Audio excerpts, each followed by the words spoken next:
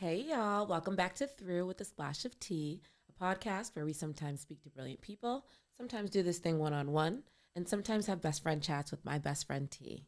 Today, we have a guest with us. Today, we have Rudy Cantave. And again, I'm your host, Cass. So, we're going to hop right into it. I like for guests to often start at the very beginning in order for us to get an idea of their upbringing. Tell us a bit about your childhood experience in the home and what the dynamic was. Um, my childhood dynamic is I was born in Boston, raised in Boston, Haitian immigrants, three childhood home. I'm the youngest, so they like to say that I'm the spoiled one. I'm the brat. I like to say that I was the most observant and I learned the most, so I knew what to get away with. Obviously, you would know growing up, being a child of a Haitian immigrant could have its challenges, but of course, it has its rewards. But that was my upbringing. My upbringing. Sorry, my parents are still together. They're pushing actually 55 plus years of marriage. Um, so something that I'm proud of. I'm happy that I get to experience that with my parents.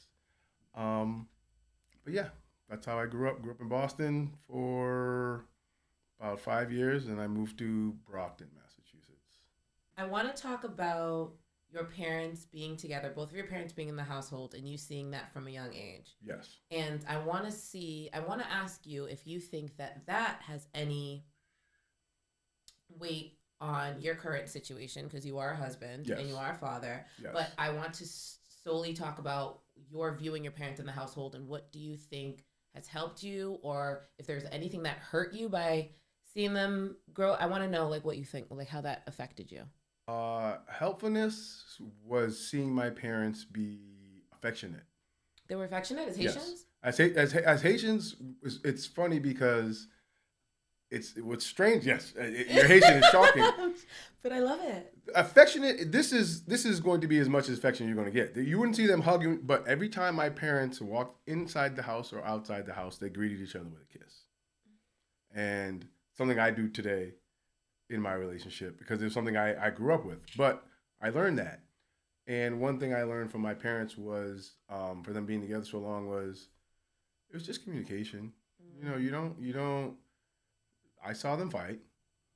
They tried not to fight in front of us, which is one thing that I learned too. Don't fight in front of your kids. I was gonna ask you that. Are you? Yeah, you're a don't fight in front of your kids. We argue, we discuss, but I don't like anger. I don't want my. It's not something I want my son to learn. I Okay. don't want him to learn that you have to be angry to argue or discuss anything, and it's something I work on. But Yes. I had to work on. Sorry, but my father was always. My mother was a firecracker. My father was the whatever the opposite of a firecracker is. Oh, like My calm and father was the serene. calm one. He's like, you can yell. I'm not going to. We're not going to do this right now. Do you think that that's why it's been working for so long? Yeah, absolutely. Yes. So do you think in your relationship, one is a firecracker, one is calm and serene? Or in your marriage, not relationship, My marriage. marriage, I can say that. So see, I have my mother's firecracker in me, but then there's times where I'd be like, you act like your mother, you need to act like your dad. Calm. Okay. You need to, sometimes I'll be like, don't be like her, and just calm down, and Right. yeah, my father is definitely a very patient man. Oh, I love Was yeah, very patient man, very patient man.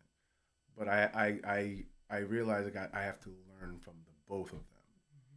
Take some from my father, take some from my mother. Because there are times where I'll be like, yeah, you're too quiet now. No, that's enough. It's time. It's time It's to time. bark Yeah, back. it's time to bark back. Yep. This is bark back situation. Yep. I love that so much, and I think, and I know that that is why I find so much value in a two-parent household because I do Absolutely. believe that you need to be able to take some from your mom and take some from your dad, and then try and like be the best that you can. But you only get one point of view or one side. It's And difficult. then seeing my parents now at their age, my father's 87 and my Wow. mother's 80. Oh my So god. you see them at this age now where there's no, the firecracker in my mother's gone. Fizzled out. My father's still the same. My father's still exactly the same, but the firecracker from my mother is gone. But now you see them. There's so much beauty in like my mother's legally blind now. Really? Yeah, my mother's legally blind now, And my father, you know, he needs assistance now moving around. But my mother would be trying to cook something, and she'd be like, "Oh, come help me." And then, you know, they have their tag team, and it's so beautiful. Yes. It's so beautiful watching that end. And it is the end. As sad as it is to say, but it's watching them like, you know, they've had this for 60 plus years, and they know how their routine is. Just like, you know, they have those little tiny moments, and it's actually beautiful. It's beautiful. It's absolutely beautiful watching them. To be able to see that, Rudy, that's such a blessing. Like, what you have is such a blessing. Because you, like, they never gave up on each other. They never gave up, but the other thing too is I have my parents. My parents are old. I've had family members, friends who don't have that luxury. Yes. So I get to watch them age gracefully. That's very true. You know, and I appreciate that. That's made me appreciate life so much more. Watching them just grow old gracefully. Mm-hmm. It's beautiful. It's beautiful. Oh my gosh, I didn't know that. I love that so much. Okay. I want to fast forward a little bit to who Rudy was back in the day. So I want to go. I want to go from. I want to do high school to early to mid 20s. High school to mid 20s. And then we can flourish and like see how life has grown from there, because there's so many different facets that you've gone down. So I want to know who Rudy was. Who was he as a teenager and into his mid to younger 20s? Who are you? Oh gosh, you're gonna get people mad at me. But in my teens, I loved, and I still love the same. I still adore the two things that I loved as a teenager. I still do. I loved art. I loved drawing, and I love basketball. Vice versa. I still love them both. I played basketball. I was in art classes. I drew. I still draw all the time. It's something that those two things never go away from me. I love. Okay. My wife gets mad at me because I could sit here and watch basketball all day when it's on. There's so many games. It's 82. How can you watch all these games of Celtics? I said, that's what I love. Comic book movies, comic books. I've always been into that. So those are two things that I've always been into. I've always been into, let's say, probably my mid-teens as early teens, as every child growing up in an urban area, you start getting into clothes, you start getting into girls. So I was very into that. Girls more so when I got to like the 16, 17 age. And you know, I was a little flirt, I guess I would say. I was a little out there? Yeah, I was a little out there for a little bit into my 20s. I went to art school for a little bit. I went to mass art. I didn't finish, but I went to mass art dropout, but I still love mass art alumni. Okay. Fake alum, whatever you want to call it. But yeah, I went to mass art. Then in my mid-20s, I started, early mid-20s, yeah, I started promoting for clubs. Okay, wait. For clubs. So I want to, Rudy, you guys, has been a model. And I started that around that time too. So around the time I started promoting was the time I modeled. I started modeling around, so that's around the same time. I modeled around the same time I was promoting. So I was promoting in the Boston nightlife from like 22 to 27. And I was modeling from like 22 to 34-ish. The Boston nightlife can be an industry that like keeps you in there, because there's some people that have been there for the long haul. What made you decide to leave it, or what made you decide to not stick around? Drinking, girls, partying? To be honest with you, relationships. Okay. Relationships. I to be frank, I got out of that scene because it was I wasn't a very good guy. Oh. It wasn't a good scene for me at the time. Okay. I took a break from it and I thought about going back, but it just wasn't. It wasn't for me. Yeah, it wasn't for me anymore. Okay. But that was it. Yeah, the nightlife. I loved it, but it was I realized it was a bit toxic for me. It wasn't good for my energy. It wasn't good for my aura. I had to move. If I wanted to be a better person, I couldn't stay there. You had to choose one or the other. I had to choose a growth person or stay in this industry. Yeah. Okay. I'm happy you made the choice that you did. Yeah. Look at you. Well, you would have flourished as a promoter as well, but Yeah, but it would have been I wouldn't have. It's just I wouldn't have been. It wasn't making me a good person.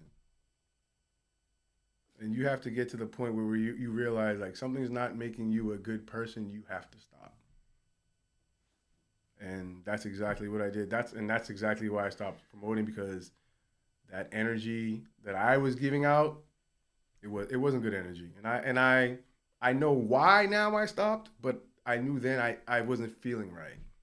I could have kept on doing it, but I was like, no, I gotta go. It's not for me anymore. Let me just Gotta get out of here. Okay, speaking of good people, this is a great way to segue. Good segue. Let's go. What happened in 2003? What happened in 2003? What happened in 2003? Who did you meet in 2003? Oh, shoot. I met my wife in 2003. Oh, you're like, who I meet? 2003. I met my wife in 2003. Yeah, I met my wife in 2003, but I met my wife because I was promoting. I met my wife. Oh, really? Yeah. Tell us a story. I met my wife. Oh. Wait, so you can meet your husband in the club? Yeah, when people, that's another thing I don't like. When people say that you can't meet somebody in a club, that's BS. That's bullshit. You can meet somebody in a club. You can meet somebody in a club.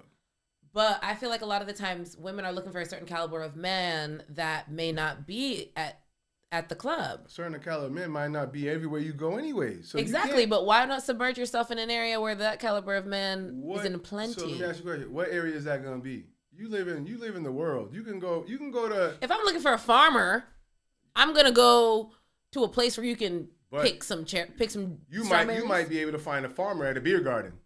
That's true. He likes beer, so you can't say you're gonna look for a farmer at a farm. So you don't know who you're going to find where you find them. But you don't think that you should go to the area of where you're looking to find the person, or looking to find? If you're looking to find somebody, you have to go somewhere where where people are social. You can't go somewhere like. You have to be social to find somebody. You can't be an introvert and then be like, I want to find somebody. Yes, I agree with that. I don't think you can be an introvert, but don't you think that there are certain places that my dream man, like What is your dream man? Who's your dream man? No, we're not gonna. Okay, I'm just gonna say we're gonna paint a picture, or I'm just gonna paint a random picture. Like if my dream person is a teacher, yes, who loves teaching kindergarten. Yes. So in order to find said dream man, I would give myself advice like, if I was a teacher that loved teaching kindergarten, where would I hang out? What would I do? And I would make a list of the places that I think would associate with that person, and then I would go visit those places. I wouldn't go just to random social events and like, I hope there's a teacher around. Like, no, I would do some work. But there could be. You're gonna do research on something that does not necessarily exist. Well, I think this teacher is gonna be here, but they might not be there. But there's probably data about like where teachers like to hang out, or where, if I want a lawyer, I'm going to go to a bar near the courthouse. That's where they like to hang out after they. Okay, that makes sense. See? That makes sense, but that lawyer could still be at a club one day. That's what I'm just That's saying. true too. He could be at a day party. He could be at a brunch. He could be at a singles event. He could be anywhere. So you can't limit. What I'm saying is you can't limit yourself to this is where the lawyer's going to be. Let me go over here, because you might. Do you believe that you have a higher chance if you go to certain places? Absolutely. Oh, okay. I'll agree with you on that. If I want a lifeguard, I'll go to the beach. But I'm just saying, you shouldn't cut yourself off on anywhere, because it's like, that's not my crowd. I don't want to go there. You should be open to things. That's what I'm saying. That's very true, you guys. Don't cut yourself off. I actually hate editing from the camera. Don't cut yourself off when you're looking for somebody, because you could find your spouse anywhere. So yes, I did meet my wife in the club in 2003, but we didn't start dating until 2008. 2008? Yeah, that's when we met. We met in 2003. We didn't start dating until end of 2007. We started dating. Sorry. Okay, tell me about the night you met her. What happened? Oh, when I met her, when we both met each other, we were in relationships. So when I met my wife, because my girlfriend at the time was Sade's cousin. Don't paint Sade in a bad picture here. Sade is very much a girl's girl. But like I said. Don't paint Sade in a bad picture here. Sade is very much a girl's girl. But like I said, we didn't start dating until later. But I met her because I was dating her cousin's best friend. Okay. So they started going to the club, and I would get them into the club. So Sade would go to the club with her cousin, and her cousin would bring obviously she would go with my girlfriend at the time. Okay.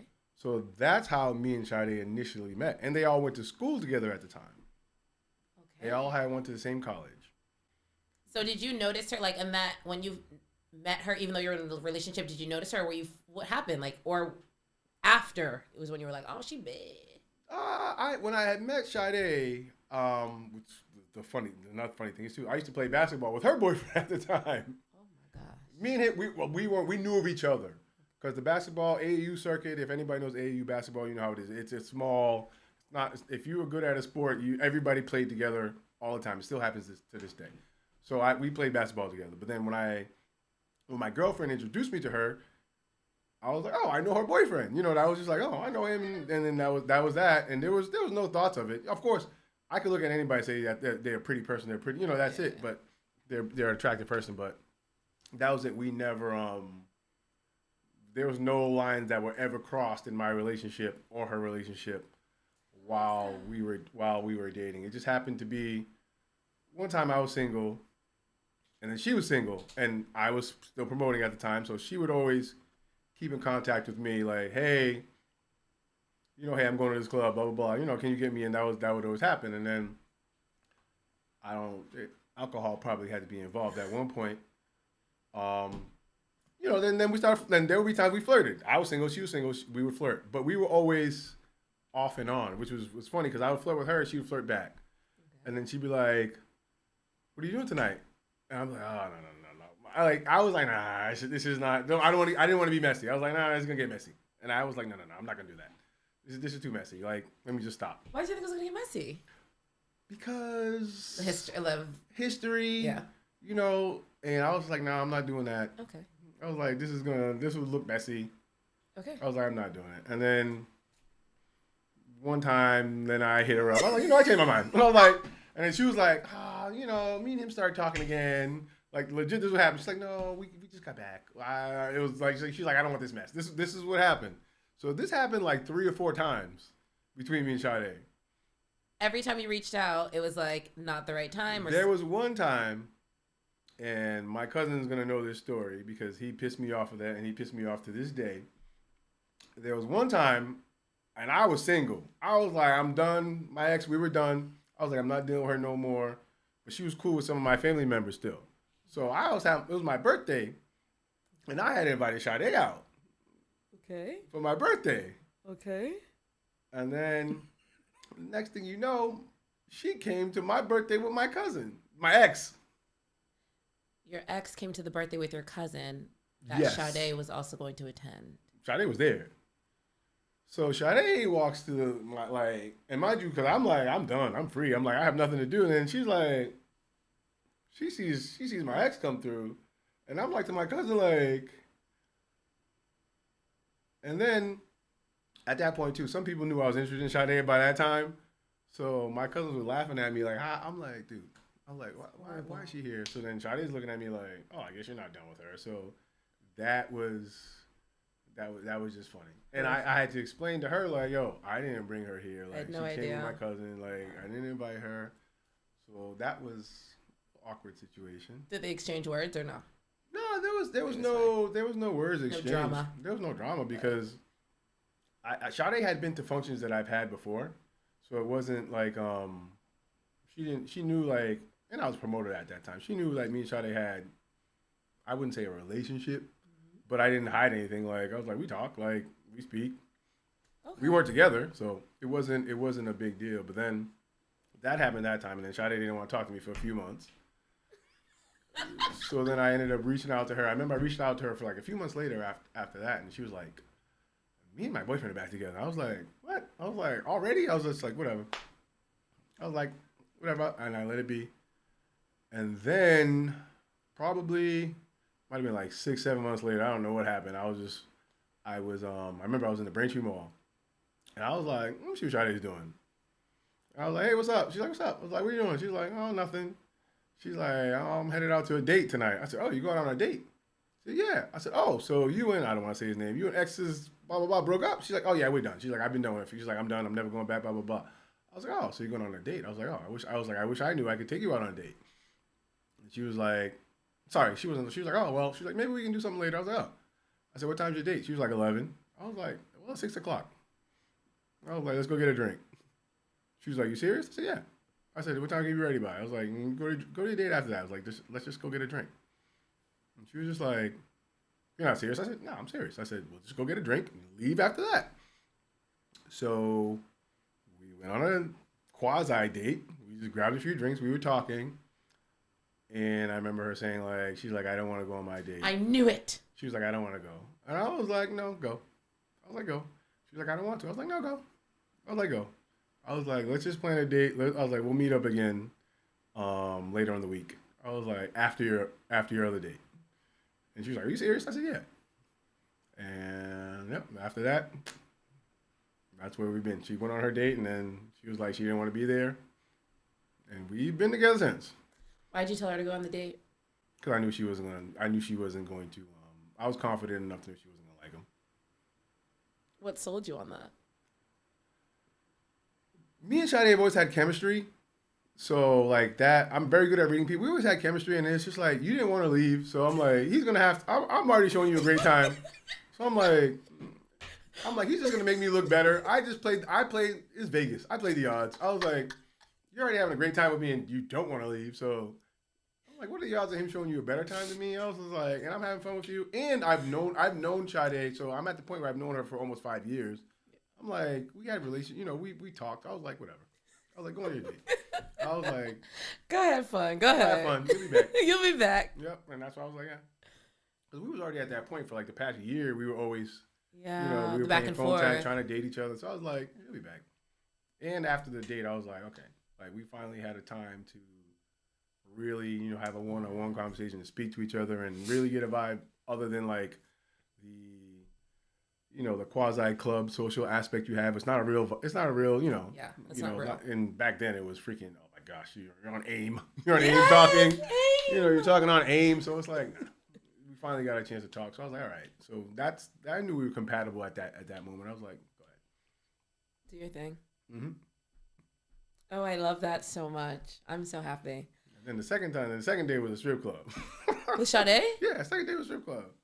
You guys went together? You planned that?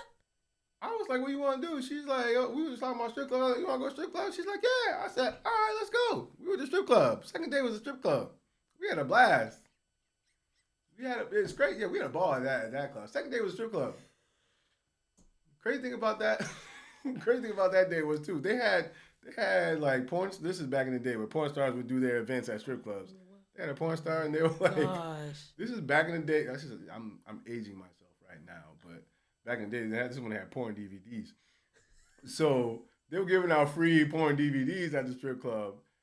If you could shoot a ping pong ball into one of the strippers had a big butt, so she had a cup in her butt. If you could shoot it in there, you got like 3 free DVDs. I was like, went right in. I was like, oh. I had that black cherry ebony, whatever it was, 99s. They were dated back then, so it'd be like black ebony, Freaks 62. Like I had one of those. I had like 3 or 4 of those. I won that day.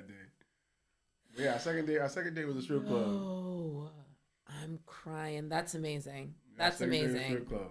That gives so many people hope. That we still go to strip clubs to this day. Yeah. We haven't been in, but no, when we go away, we'll go to strip club. What was the last strip club we went to? It was in D.C. Where was that? I forgot where it was at. Maybe in Providence. It was Providence. And did you ask Sade to marry you? I asked Sade to marry me November, I want to say it was 3rd. I have a crazy memory. November 3rd, 2012. Okay. How did you know that you wanted to settle down with her? That's the first question. And the second question is... I knew you were going to ask me that question. It's a generic question. The next question is, how do you think she has affected your growth when it comes to being a businessman? Okay. One, I knew Sade was the one for me when prior to Sade, I used to run the streets. I like to say I had to go to rehab from Cootie Cat, but from other females. But it's funny, but it's really not, because I feel bad. Because I feel bad that I gave off bad energy to a lot of females, and I feel bad about that to this day. Like, in my 20s, I didn't care, but now I feel like a piece of shit about it. because I would never let my son do the things that treat women. He would never treat women the way I treated women. But you see, that's because you went through that. Yeah. Now you know the man that you're But building. I had these bad Haitian men telling me that this is how you're supposed to be, and I thought that's how you're supposed to be, and I'm like, nah. If you're a true G, you tell a girl to your face, like, this is what you do. You don't lie and hide about it. A real man gonna tell the truth. Absolutely. Like, nah. You're gonna say it with your chest, Yeah, even if it's say what you wrong. said. Even if it's wrong, if it's not right, if that's what you want to do, that's what you're gonna do. To go off on a little tangent, I tell my brother-in-law, he's young. I said, you got your girl. I said, you gonna do her dirt. Tell her to your face you're gonna do her dirt. I said, that makes you a man. I said, Yes! hiding behind her, lying and doing all this other stuff. I said, that's not good for your energy. It's not good for your soul. I said, she's gonna stay. She's gonna stay. She's gonna stay. She's gonna stay. She's gonna stay. If she's not, she's not. So if she catches you, she's gonna leave, and she's gonna leave. If she catches you, she's gonna stay. So I was like, take your pick. I was like, don't sit there and act like. I was like, be honest. I was like, be honest. I said, because if she's really gonna leave, she's gonna leave. She's gonna leave regardless. She's gonna leave regardless. And my thing is, it's gonna be worse if she finds out. Yeah, absolutely. You know it's gonna be worse if she finds out. Oh, she'll never find out. She'll never find out. That's not for you to choose. That's not for you to decide. Not for you to choose. I said, if you're a man, you tell him like, hey, this is what I'm doing. If you want to stay, you stay. That's it. Have the conversation. Have the conversation. Like, hey, if you're not doing this for me, I'm not doing that. Then this is what's happening. That's it. Then move on. If you don't do this, I'm gonna do this. That's that. And I think that a lot of men don't realize that. And it took me a while to be like, nah, a real man be like, I'm gonna do this. And you deal with the consequences. Yes. If she don't want to stay, then she don't want to stay. But if it's her choice to stay. Give her that choice. That's what it is. That's the aura. That's that energy. That's that aura. That's the energy. You don't want to deceive anybody, because what does that make you? That doesn't make you a good person. At all. Doesn't make you a good person. At all. But back to that, yeah. So me and Sade, I remember when we had first started dating. You know, Sade is a go-getter. So when you talk about business, Sade likes to push forward. So I just remember, like, we had only been dating like maybe 3-4 months, and she was just like, "What are you doing in 3 weeks?" I'm like, "I don't know. It's 3 weeks. Like, I'm not doing anything." And she's like, "Let's go to DR." I was like, "What?" She's like, "No, we're gonna go to DR." I was like, "What?" And that really caught me off guard, because I was like, "What do you mean we're going to DR?" She's like, "No, we're gonna go to DR." She's like, "Oh, this is the cost. Da da da da da. We splitting it. Let's go. We're going to DR." I was like, same face you're making now. I'm just saying, like, I'm in my 20s, and this vacation stuff was new back then. Like, now everybody meets somebody they want to go on a vacation. Back then, people didn't do that. She's like, "No, we're gonna go DR." And I was just like, "Yo, like, you want to spend that time with me away from everybody else?" Like, that like really struck a chord in my mind. Like, and you wasn't like, "Oh, do you want to? Do you do this?" You were like, "Nah." She's like, "Nigga, we going. Let's go." She's like, your bags. She's like, "This is how much money you need. This is what we need. We out." And I was just like, okay. And then at that point, I was just like, "Yo, like, this is it." That just drove me like, "Oh, you care. You wanted me. You wanted to be around me. You wanted my time. You wanted my presence." It's like you made sure indirectly to let me know, like, you wanted me. Yes. So that was the first time I was like, "Oh, okay." I love that. And then does she have an effect on you as a businessman? Oh yeah, that was the other question. Yes, because I probably wouldn't have started my business if it wasn't for her. Absolutely. So she absolutely did have an effect, because after I left the car industry, I started doing small business loans. Okay. And that didn't really work out the way I wanted to, but I always had like T-shirts and stuff like that, and that design was always in my mind.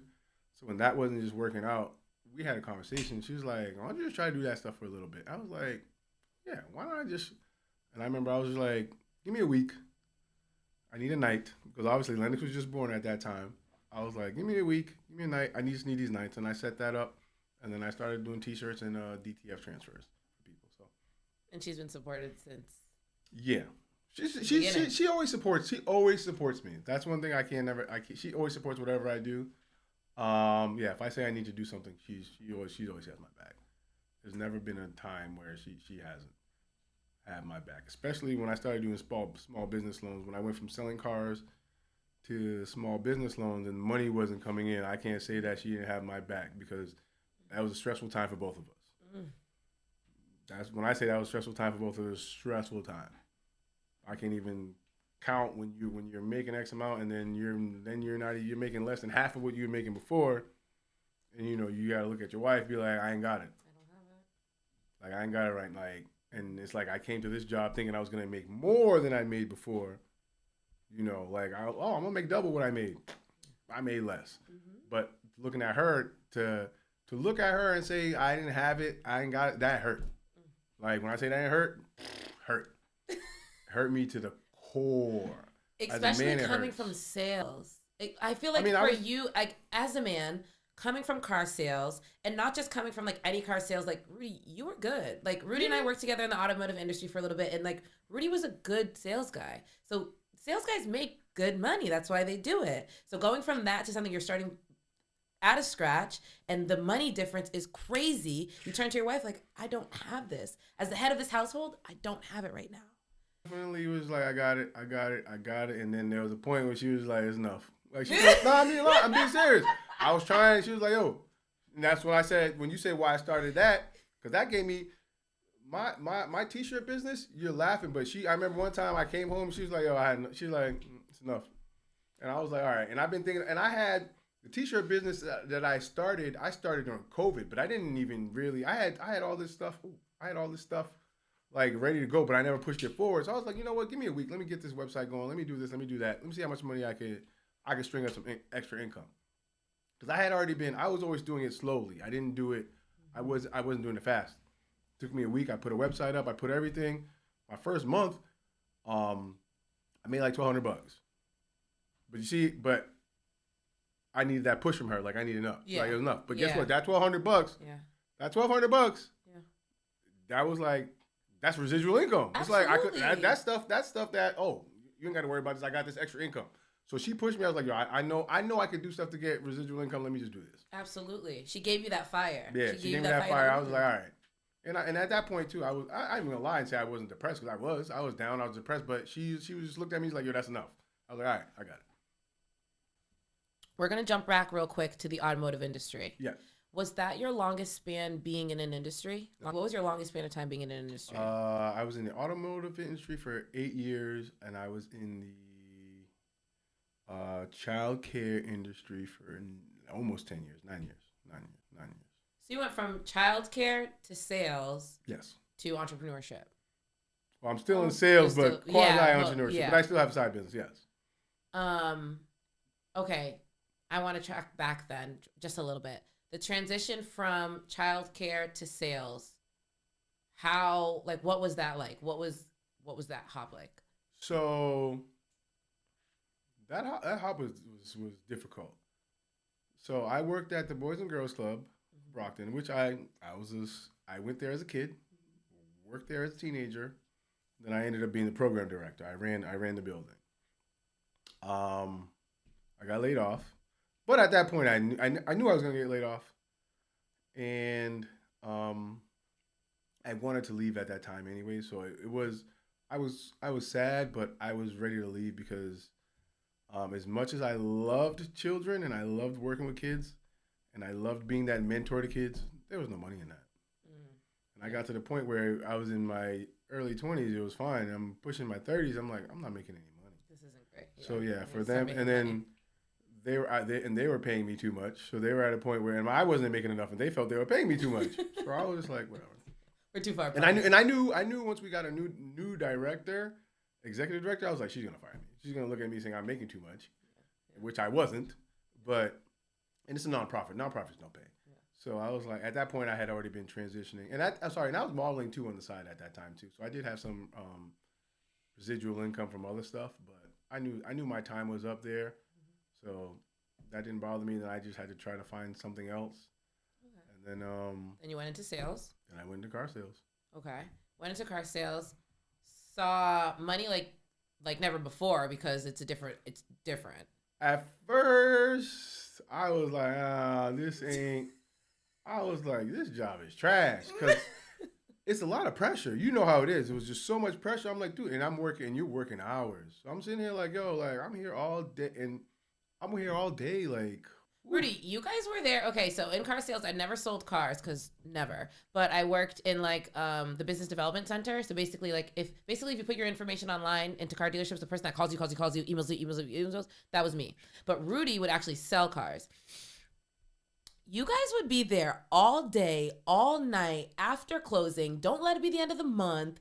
And it's just like Saturdays, don't ask for a Saturday off. And I'm like, I would always look at you guys like, why are these men doing this to themselves? Like the money they must be rolling in dough you're giving up so, and then you're also trying to raise families. A lot of guys would like start and raise families. And I'm just like, this is so much. So this is when I first started working there, and I started working in January, which is, you already know, car business is the worst and slowest month. My schedule was 9 to 8, 9 to 8. Sorry, Monday 9 to 8, Tuesday 9 to 8, Wednesday 9 to 6, Thursday off, Friday 9 to 6, Saturday 8 to 6. Sorry, 8:30 to 6.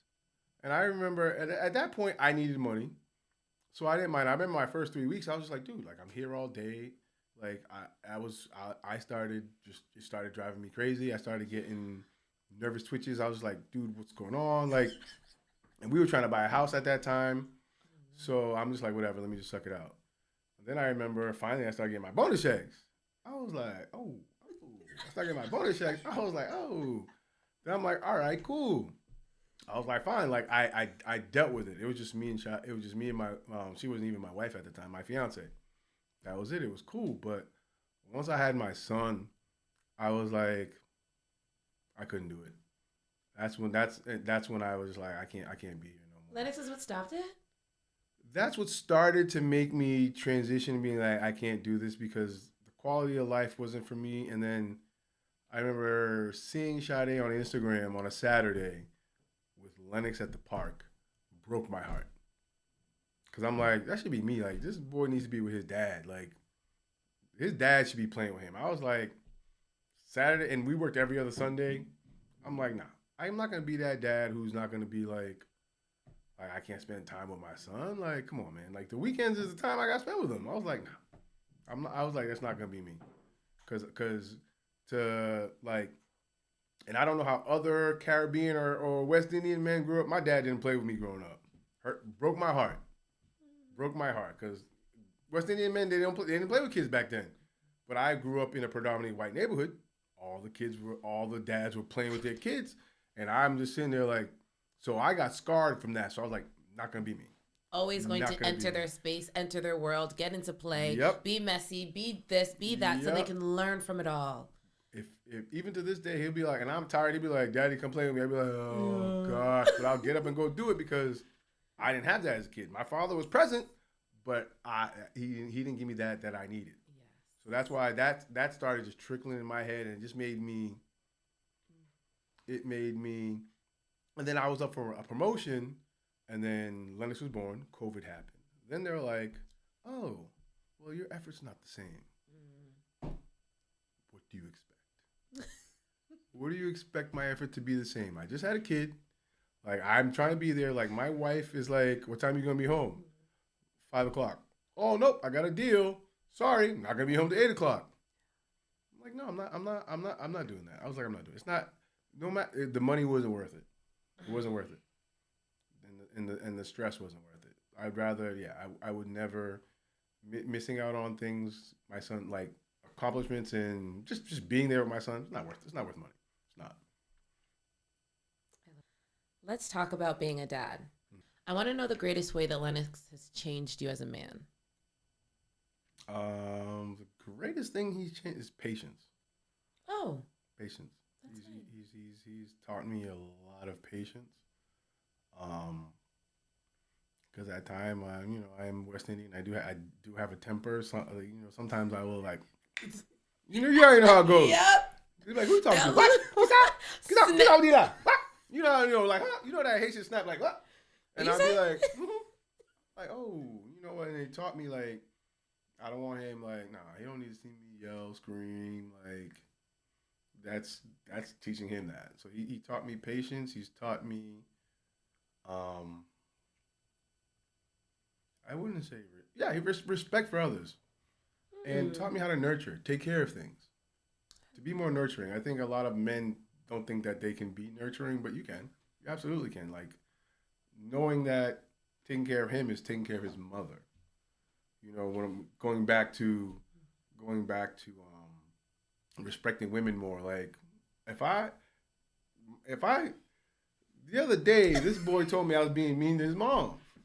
He's like, Daddy, don't be mean to mommy. And you know, we could be joking around, but he's like, don't be. He's like, nah. And it's like, if I don't like that, if I disrespect his mother, it's disrespecting him. Yeah. You know, and he's taught me that. Because that's so true. You shouldn't allow somebody to disrespect your mom in front of you.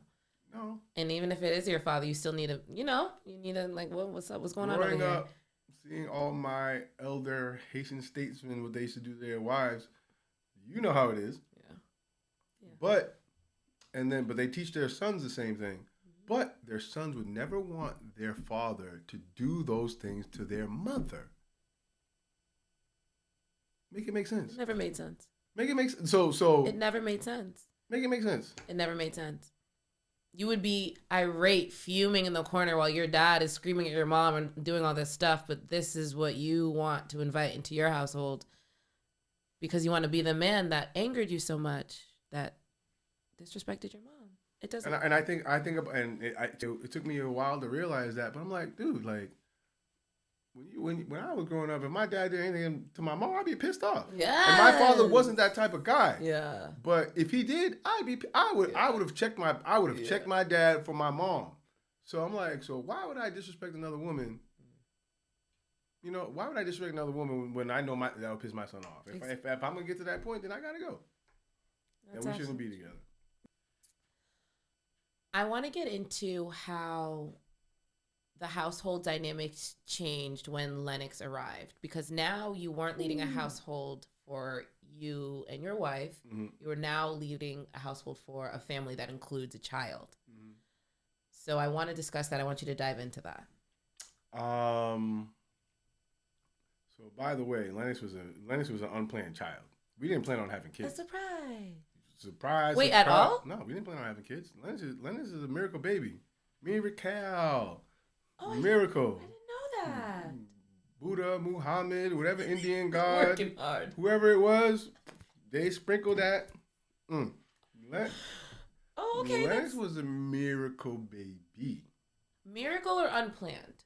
Both. Both. Okay. Amazing. We did not plan to have Lennox. So, and Sade's an accountant. So my wife is an accountant. So she likes to. I get spreadsheets, which I can't stand. I get spreadsheets. It's annoying as hell. When I see her on her laptop, I'll be like, oh gosh, I know I'm gonna get a fucking spreadsheet. And I'm like, whatever. You posted on Instagram the other day. She sent you an email. You seen the Disney one? Yeah, you seen it? Yeah. She says. Wait, but the meeting said 5 to 9, and I was gonna. It wasn't really 4 hours. The Disney talk meeting. She made it. But there you go. That's my point. She said that's the whole the group trip for Disney. She sends out a spreadsheet. She had everybody's coming to our house. She's scrolling on TV. This is what we're doing this day. This is the hour. And I'm like, yo, like that's not me. We're going to Disney. We're going here these 3 days. We wing it. But Sade has to have a plan. Her mind doesn't work that way, and that's one reason why we mess. Because I'll yell at her, and be like, yo, that's enough. There's enough planning. We're gonna wing it. But then she'll be like to me, like, yo, we ain't winging it anymore. We gotta plan. We gotta plan something.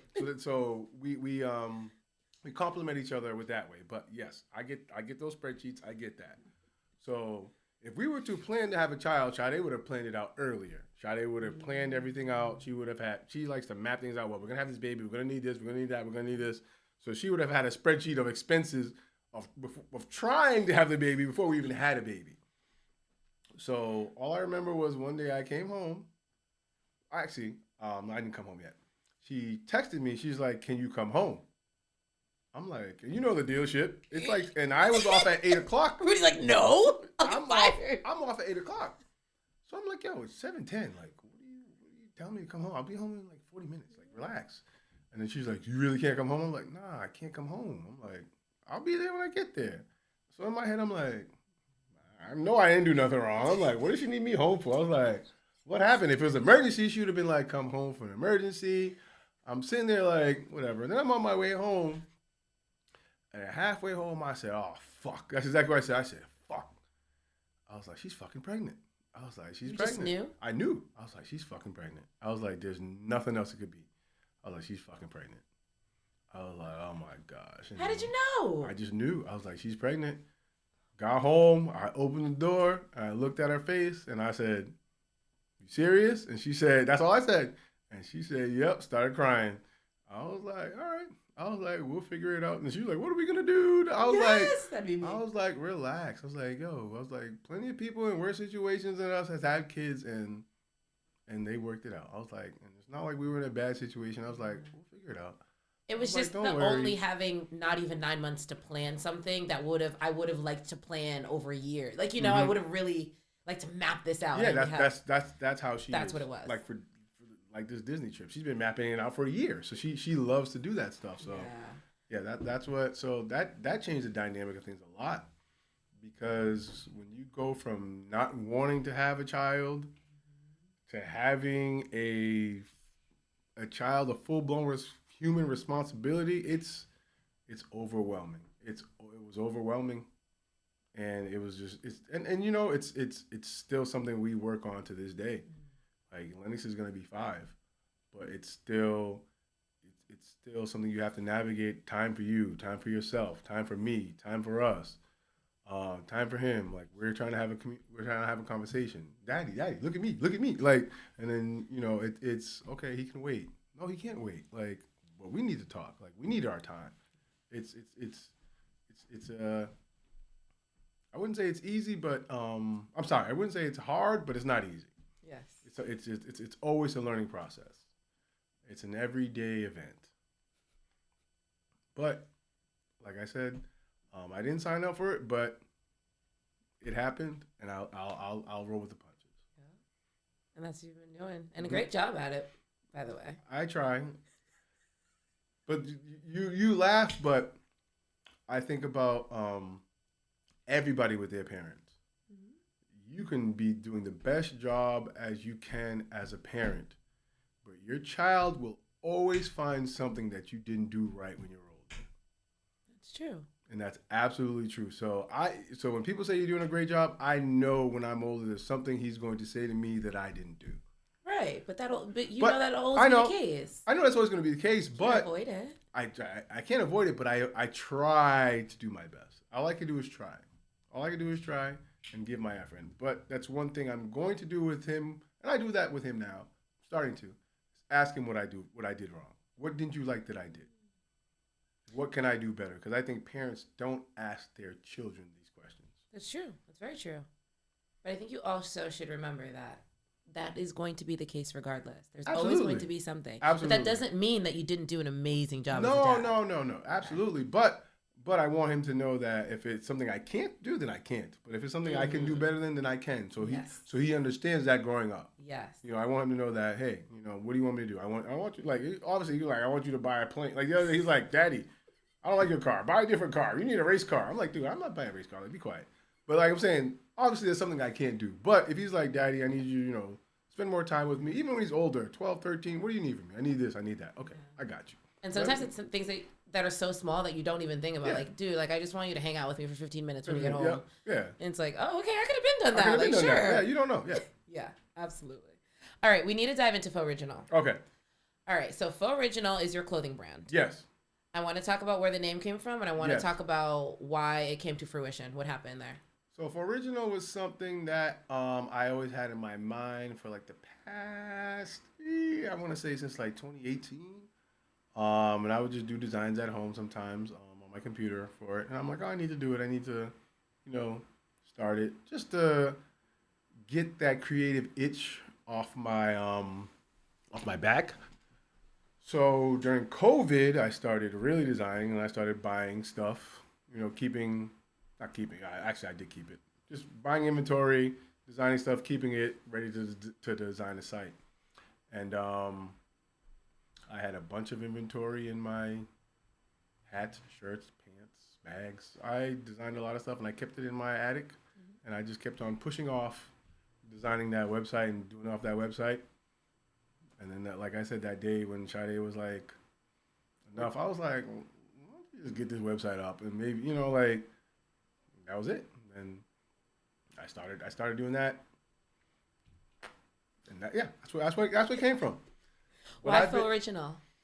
So for original it's faux and original. Because I feel like every idea that everybody has is derived from another idea.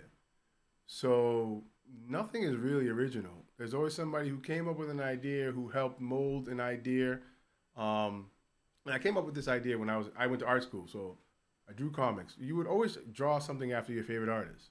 You do clothes. You're gonna always take inspiration from your favorite designer.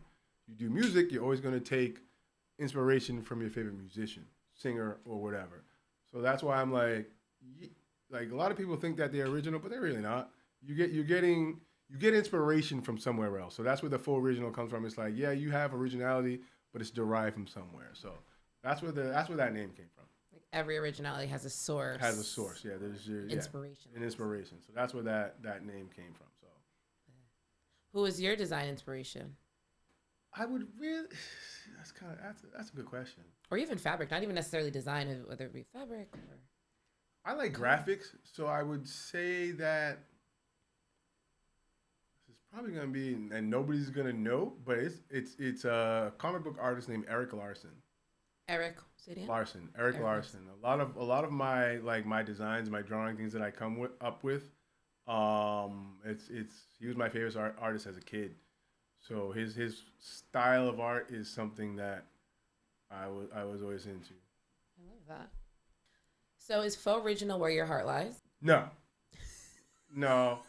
It's my next transition. Faux original is I like doing it. I like doing t-shirts. I like doing, somebody like has a design out. Hey, you need a DTF transfer. I like helping people create, but it's funny because me and my wife are talking about this. I've been in sales for the past 14 years now. And I would love to teach people how to sell. I had this conversation with my wife the other day because I've right now I sell dish machines for a company. I'm the regional manager. Like I could be in New Hampshire, I'm basically in the New England area, and I thought about just teaching salespeople how to sell, and it's not difficult to do. And I was like, I think that's going to be the last transition that I have. I'm still going to do for original. For original, just a side. It's just a. I feel like it's a creative outlet for you. Yes. So the other creative outlet I have to let out is my comic book. So that's the other thing I've been working on forever is my comic book. Those are the two creative outlets I have to get out. And then I'm like, I would love to teach sales because I'm good at it and it's easy and it's something that. And I used to mentor. So mentoring was something that I did before with when I worked with kids at the Boys and Girls Club. So I think the last part of my transition is mentoring people how to do that. So that's something that I want. And I've started the process of doing that, but I have to my biggest problem is that I don't want to jump. So, but that's the last transition that I want to do. I really do. I want to, and you remember Bill. You remember Bill from the dealership? From 24? Yeah. That's what he does. He teaches people how to sell. Like really? Yeah, that's what Bill would do. Oh, so when you guys would go to school, he would be the teachers? Yeah, he'd teach us. You would just teach people, talk to people, give them ideas, tips, and trades. I never knew what he did. And there's somebody at my new job. We have meetings with him every Monday, and he just tells people like, these are ideas. What do you do? I could see you doing that. And one thing my new sales trainer has taught me, this is my favorite thing that he's the best, he calls them nuggets. I hate that fucking word. But anyways, the best nugget he's given me is that he said, what are you doing today? And I'll tell him that. He said, be happy that whatever it is you're doing today, be happy that you can get up and you're able to do it. So whatever it is, and as mad as I am, as angry as I am in the morning, I think that I said, you know what? I'm able to do it. I'm able to do it. And that makes your day so much better because everybody has those mornings where I don't want to do this. But you don't realize that you get to do it. You get to do it. Because a lot of people don't get to do what you have to do because they can't. Yes. And that's a privilege in itself. To get here and be here with you. That's a privilege. Yes. It's a privilege. And it's things that we take for granted every day, and I've gotten to the point in my life where I don't take that stuff for granted anymore. I can't, and to piggyback like off my parents. I started realizing like a lot of my family members don't have their parents. I do. Privilege. A lot of your family members don't have two parents in their household. Two parents. Privilege. Like I call my parents my kids now because they're in their 80s. I have to take care of them. I cook for them. Like, like my father, he needs to be bathed. He's at that point now. So, but guess what? I can't complain about that. And if I complain about it, it's beautiful. I think it's beautiful. It's like they'll call me. I'll be like, oh, and I'll be like, they'll call me. Hey, can you bring me? I'm like, all right, Dad. Like, I'll be like, I'll get that way, but I'll be like, all right, Dad, I got you. He'll be like, can you do this? Like, cutting my father's hair now. Every time he asks me to cut his hair, I'm like, I feel, and it's a circle of life. I feel like it's beautiful because my father used to cut my hair when I was a kid. Now he's like, come cut my hair. So yeah, we're privileged. We're all privileged, man. We're all privileged, and we just need to realize that in life. Nothing's that serious. Nothing's that bad. That's what it is. Nothing's that bad. bad. All right, I'm going to end with one final question that I like to ask everyone. Yes. And it sounds very general, but you can apply it to anything that you would like. What's something that you wish more people knew? It all ends.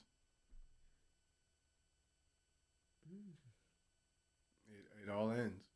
No matter what you do, I can create the biggest business in the world. I can create, the best child in the world. I could be the best parent in the world. It all ends. Everything ends.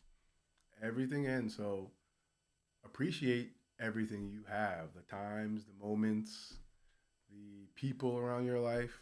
It's mostly everything that you're upset about in life. It's not that serious. It's not that serious. It's not. And that's something that in my past few years, one thing I've learned from my son, seeing us just having a child, it's not that serious. Whatever you're really bad about, it's not that serious. You'll get over it. You'll move on because guess what? Everything moves on because everything we have is going to end. It's just not going to matter after a while. So get over it. Move on. You'll be happier that way. Yes. And we're going to end on that note, everyone. Thank you so, so much for watching, listening, all of that. If you want to connect with Rudy, let people know where they can find you, Rudy. You can find me at Channel Cantave. That's one of my Instagram pages. My personal page is The Cantave. And then you can find my clothing brand at FauxriginaL.co. And I will link them all in the description of this video, whether you're watching or listening. Rudy, I want to thank you one more time for joining us. We have to have a conversation again because No, we will. Thank you. And I hope you have a great rest of your day. All right. Thank you for having me, guys. We're out, you guys. Peace.